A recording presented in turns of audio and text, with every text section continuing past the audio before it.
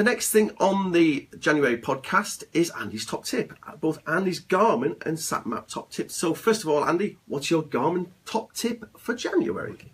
I mean, top tips is actually the same principle for both makes of unit.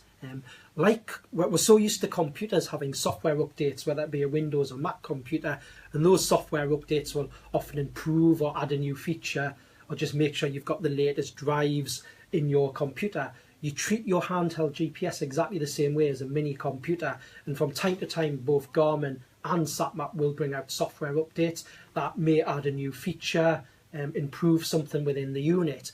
And we always recommend that you check on a regular basis for software updates. I think this came from, I think you had a telephone call from somebody this week who had an Oregon 600 3 years ago, hadn't you, and had a few problems with it. And you always say, have you updated the software? You went, no, I've never updated the software. So I had a customer, he'd had a unit for about 3 years, never updated it. And one of the issues he was having was getting it to connect to his computer, which was very up to date. So that potentially was one of the issues, but the problem he then had, he couldn't get on his computer to update it.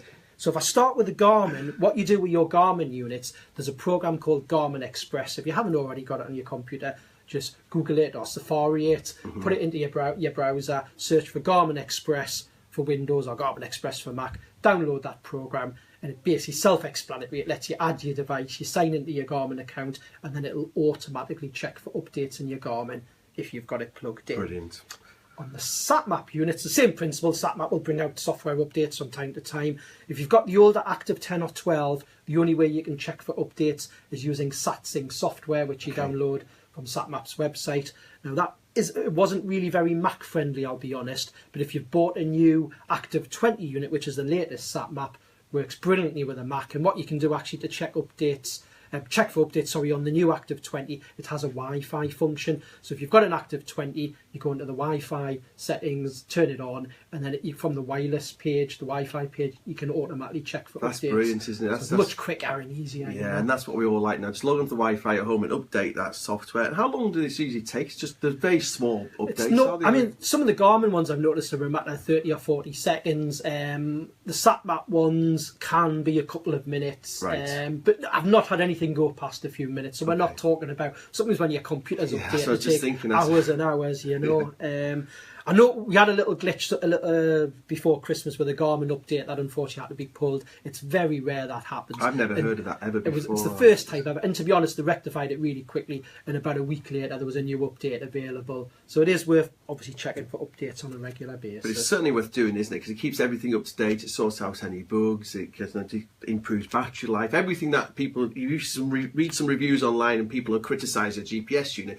We know straight away, you go, actually, the first fix sorted that out. If it had been updated, the second fix sorted that out. And when units are months old, they've got everything sorted out. Now, one thing on that SatMap do a little bit different to Garmin, the final thing that I'll say on the updates, when you check for software updates with the SatMap, certainly with the Active 20, which is the newer unit, you'll often see two versions, of one called the full version or a beta version. Now, what the beta version is, it's where SatMap themselves have tested it, but they haven't put it out in the marketplace yet. Right. So they're not saying there's going to be issues, but they're saying we haven't fully put it out to a range of customers. So potentially, as customers use the beta one, if you find any bugs, you would report it back to SatMap, and then what you may find pretty soon after that software update will have a few changes, and then that one will be made the full one, and there'll be another beta one. You can make the decision whether you want to put the full one on or put the beta one. Brilliant. On, So thank you very much, Andy. So Andy's top tips for this month is update your unit software on both a Garmin and a SatMap GPS.